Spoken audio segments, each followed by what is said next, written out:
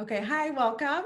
So my name's Ann Hi. Conkley, and you guys know me as the leader of this group, Side Hustles for Advanced Practice Nurses. And today I have brought on another member of our group in order to discuss her side hustle, how she got started, where she is, as an advanced practice nurse, and really any tips that she has for kind of helping maybe you think about getting started. So glad you're here, and go ahead and introduce yourself.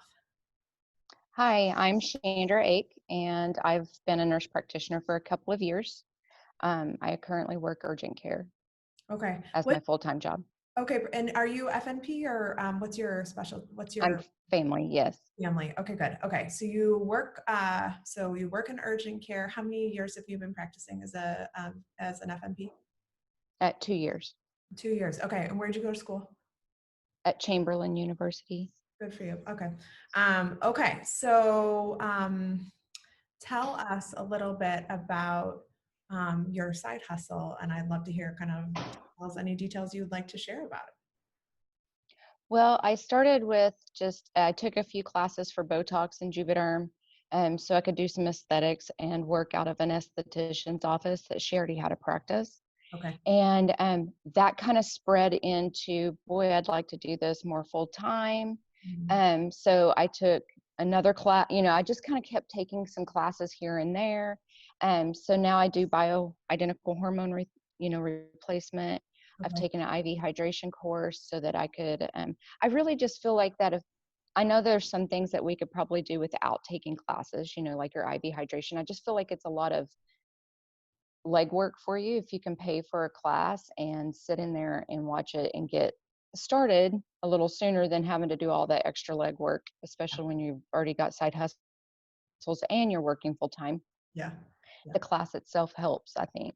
Yeah. I mean, So, it's like time and frustration, I think, on the part of just having to figure it out, like on YouTube or Google, like how do I, right. you Well, know? and then you're, trying to make the forms and getting with a lawyer in order to do consent forms that would, keep you less liable. Um, and believe it or not, the nurse practitioner that I took the course through, the person that I took a course through is a nurse practitioner, and that's her side hustle. So So I she, helped somebody else out. yeah, so she trains people, advanced practice nurses on how to, Mhm. and which course was this for, the IV hydration, or was this for the, The IV hydration, and it was an MP in the know. So NP in the know? Good. check Excellent. her out. Okay. Yeah, so that's her. So, okay. So how,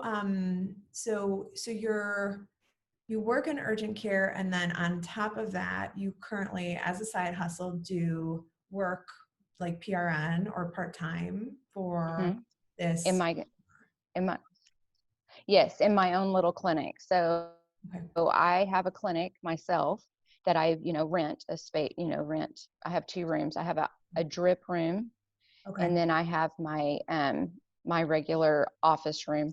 And so, I can do DOT physicals through there. I'm actually in the Wow. works of changing jobs from urgent care because I work 12-hour shifts. I will be doing a wound care, but I haven't switched over yet. Okay. Oh, So okay. one day a week I have my clinic open, and then the rest of the week I work my real job, Okay. if that makes sense. So, okay. So you pay, so what, what was the first thing that made you, like, what made you say urgent care is great and I want something a little different? Well, I think because I'd like to work towards where I work just for myself, Mm, but I can't afford to just stop working totally and hope that people will come to see me. So I yeah. feel like if I can just kind of be there and build up a little bit of practice, at some point there's going to be a turning point that says, we need you to be in your clinic 3 days a week rather than just one day a week. You know what I mean? Yep. Then you And flip I this. can expand on that. Yes, it's a lot of hard work to begin with, but I think eventually it'll pay off. Yeah. Okay. So, and what was, when you kind of first started, what was the first step that you made? And when you decided, I want to do something where I can maybe build something down the road that I could eventually transition out of working for someone else and into working for myself. What was the kind of first step that you made in terms of, like, did you sign a lease on a place where you could have an office, or were you like, I need to get the certifications or feel like I'm ready? What was your first step? I first well, I talked to someone else that was a nurse practitioner that does aesthetics on the side. And Okay. so I actually went and paid her to Botox my face and Juvederm my lips, and just to see if I would want to do that on someone. I wanted to be that someone. So I did that first, and I was like, hey, I think I could do this. I think it would be fun. And so I got with the esthetician that I had spoke to before, and was just renting a room out of her own office. So she had a little house that was made into an office. So I rented a space from her. And then I just kept expanding on what I wanted to do. And actually, she and I had bought a building together, renovated it. But I think she's a spa, and we got closed during the COVID thing. And I don't necessarily have to be considered a spa because I can do other things. And I didn't like that. So I have since just sold my half of the business, and then I got another space. Okay. And with me, I have an LPN, but she also does like hydrofacial and stuff. Yep. And then I have a massage therapist that works with me too. Oh, that's awesome. So in your 1 day a week, um, okay, wait, backtrack. So you were like, I think I want to do a little bit of derm aesthetics, uh, um, Hmm. they're neurofillers. No, what are they? What's the group? Neuromodulators is what Botox is classified as. Okay. And then your hyaluronic acids, which is what your fillers are. Oh, those are the fillers. Okay. So you Hmm. so you said, I'm going to try it out and see, number one, if I like it on myself. And then Hmm. next step was you began a conversation, it sounds like, with the owner of this spa. And then you kind of started from Yes. there, like, oh, well, let me rent a space. I go get certified in terms of being an injector, and then Hmm. started to see patients. Okay. Okay. How so, okay, that's really interesting. I mean, because how many days a week do you work urgent care? And well, I work a split shift. So it's like I work Monday, Tuesday, Friday, Saturday, Sunday. So Oh, I okay. work Wednesday, like this week, I worked Wednesday in my clinic yesterday. The Okay. following week, I'm off Monday, Tuesday. So I usually work Mondays and Fridays that week in Okay. my clinic, and then Wednesday, Thursday at the urgent care. Okay. So is the goal, I mean, from what it sounds like to me, is the goal that you take the ability to provide services, whether it's fillers, neuromodulators, um, IV hydration, Hormones. hormones. So the goal then is to take that and say, I'm building a practice of, with collaborative, or with a team, massage Right. therapy, with a LPN, it sounds like, who also does aesthetics as well and can do some of the facials and stuff. So okay, what So was, eventually, I'd like it to be more of a functional medicine type okay. office, if that makes sense. I want to promote more wellness than I want to take care of a lot of super sick people that aren't ever going to listen to what you say anyway. You know what I'm saying? That's how I feel about it, Yeah. because I feel like sometimes it's just a never ending circle of, they're still going to, they're just not going to do the things that they Yeah. should in order to get better. I want to take people that are already motivated to get better. We're Yeah. bringing in some weight loss stuff, along with, you know, so that'll be coming on next is our weight loss programs. Okay. Um, and I just want people in there that, are already motivated to be well. They're there because they want to feel good, Yeah. and are willing to make those changes, I guess. Okay. Yeah, I mean, that's a certain client, that's a certain population of people, yes. And as you know, I mean, from being in urgent care, I'm sure, and I know just from my practice as a midwife, yes, there's not everyone accesses healthcare. And I would say the vast majority don't access healthcare for health and wellness, right? Right. They access it, due to disease or health concerns. So did you when you were like just coming out of school as an APRN and you what state are you in, by the way? Oklahoma. And do you guys have a full practice authority or do you have to sign a collaborative agreement? I have a collaborative agreement, and I was a trauma and ER nurse at OU Medical Center. It's our only level 1 trauma center, and I had a really great physician that is now, he's no longer working there either. He has his own clinic, so he was really willing to help me out, and so we've worked out a payment deal, and Yeah. so Okay. Good he for you. is my collaborative. Yes. Okay. All right. Good. And then is he the collaborative for the urgent care or you have a collaborative doc or set of I collaborative? have a collaborative, right? I have one for the urgent care that was brought by Yeah. their company, Right. and then he's my collaborative for my business. For your business. Okay. What, when you got out of, um, like, became an FNP, was the goal always for you to eventually have the practice, or was it that you got into, urgent care, or you got into the setting of being an NP and you were like, "Ooh, like I have, Mhm. I have a different idea of what I want." Right. Well, I went with urgent care because I'm so used to a fast pace as an RN, and I was like, I'm going to be bored out of my mind. And so the urgent care thing kind of kept that up, where I like to do things really fast paced. And so, but after working there for a while, I was just like, I don't know, it's very mundane, even though it's fast paced and you're seeing something different all the time. It's still kind of the same old things over and over and over. And I really just would like to work for myself. I want to be off on the holidays if I want to. I want to be off on weekends. I want to spend more time with my family. My husband and I have been married for 28 years.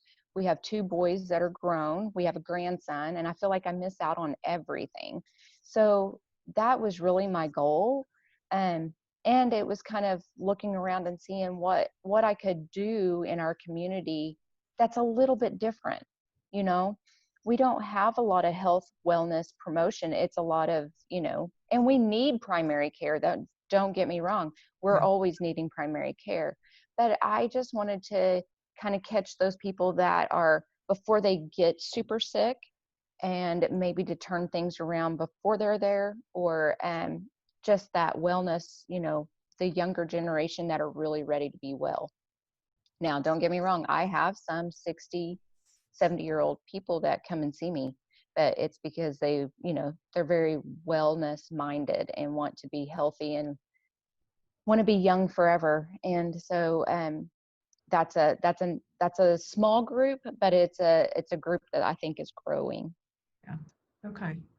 Um, Yeah, that I wonder sometimes if the people who, like the people in this group are advanced practice nurses, they're, I mean, I think as a group, we're highly driven people, and we've made certain decisions of going from, sometimes even starting as a patient care tech and then becoming a LPN and then becoming an RN. I mean, like, there's so many of us that have taken so many steps to get, into a spot where we feel like, we're making the change and the impact in the world that we want to have.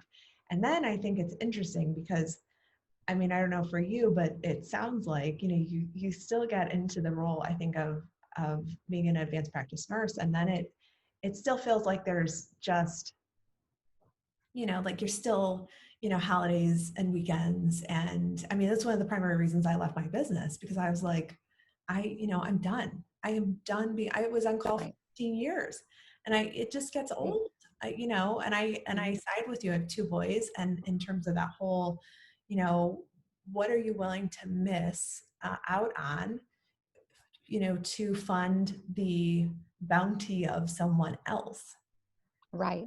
you know? Exactly. Yeah, that's interesting. Okay. What's one piece of advice you would give? You have somebody who is, considering a side hustle, or is in that stage of saying, boy, this is sure nice, and I want to make a step Mhm. towards doing something different. What's one piece of advice that you would give, or a suggestion, or maybe kind of a tip for someone who is thinking about making that move to start something?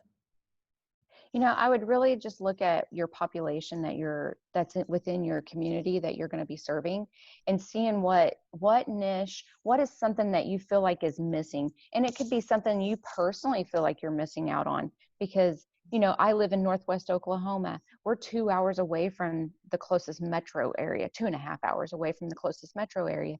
People were driving to get biohormone replacement therapy through pellets, that a 6 hour day, they're putting in a 6 hour day just to go get pellets in Oklahoma City, when I could be giving it to them here. So Yeah. it's those kinds of things, kind of really look at your community itself and see what people are, wanting or doing. And then kind of do your homework, make sure that it's something that you're really wanting to do, because it costs money to take those courses, and it takes a little bit to recoup that back. I'm pretty much in the hole still a lot, but it's something that I'm trying to, eventually I think it'll pay off, Yeah. and and recoup. And I think too, we have, there are a lot of models of, I think more than I've seen, I've seen more nurse practitioner, or, solopreneurs, APRN businesses pop up in the past, I don't know, a couple of years. Maybe that's because I'm more attuned to it, because I now am a APRN business owner. But Mhm. I also wonder if we're just getting into a segment of, whether it's the combination of, you have such a there's a market that's saturated in terms of advanced practice nurses, and then in addition you have, people who are getting into it and realizing it's a little different than maybe what they wanted. And in addition, Mhm. you're trying to pay student loans. I mean, most people are coming out of, some sort of master's with student loans. And, there's like there's so many reasons, but there are so many examples, I think, of really impressive businesses that have originated out of boy, I think I want to do something a little different, kind of a move, just like you did. So it's really interesting. Okay. Right. Um, Okay, what now? Okay, give us a lowdown just on, how can, if someone in Oklahoma was interested in your services, how could they reach out to you, and what's the best way to contact you? Okay. So I have a Instagram page and I have Facebook page, which are both under just my name, Chandra Ake, MP. And then our company is called Willow Health and Wellness. So the two girls that I was telling you about, my massage therapist and my LPN, we have collaborated as all three. We own what we're doing. So each of us have our own LLC, but we do it all under Willow Health and Wellness, and we each have the same amount of stake into it. So we're hoping that, of course, our business will grow much bigger, but we have a Facebook page and an Instagram page for Willow Health and Wellness as well, with contact information on it. And I give my cell phone out like crazy. I've never been I don't care if people text me or whatever. So I'll Okay, answer a text, and I have people all the time calling me or texting me and asking me questions, and I'm good with that. good. I am, of course, our office has, it's number two, but I'm not there all the time. So I like to be able to do that. And then we're in the midst of launching our website. That's just taken a little time because we're trying to get, all the information that we need to on there. And there's another thing I should tell you guys, that get with your local, like VOTEC or small business um, offices through the government and whatnot, because there are so many resources out there that I had no idea, and they are so happy to help. Yeah. So that's who's building our website. It's our local VOTEC. I try to utilize any of the students that you could in the area. So that's a really great advertisement. You can say, this website was built by the students of Woodward VOTEC or whatever. And so just having that out there helps advertise them. It helps advertise us, and you're utilizing people that are trying to learn. Yeah, no, good for you. And I think as you get started, right, we're all trying to find, what are the ways that I can do it the fastest, the cheapest, and, still get the quality that I want. And I think you're right. I mean, reaching out to whether it's local universities and students in, visual arts who are looking for maybe a small project, or, who do web design on the side, who are pretty good at doing it and who don't have the rates maybe that, some of the Right. professional web builders, and and it gets them a little something they can put on their resume, and it gets you a little something that you might not have otherwise been able to get for the cost. But no, I completely agree that I mean, that in general, there are so many resources that are available to people, whether it's grants, fund, scholarships, whether it is loan programs. I mean, it's unbelievable. And I think especially for women-owned businesses, particularly for women of color, I mean, there are so many opportunities that are right there, like within our reach, if we want to open a business, open practice, do something on the side. Absolutely. So, okay. All right. Well, thank you so much for your time today. It was really Well, good thank to you. hear. Yeah, it was really good to hear your story, a little bit more about you. And people know how to get a hold of you, which is great. So Mhm. thank you very much for sharing your story today, Chandra. I appreciate it. Thank you.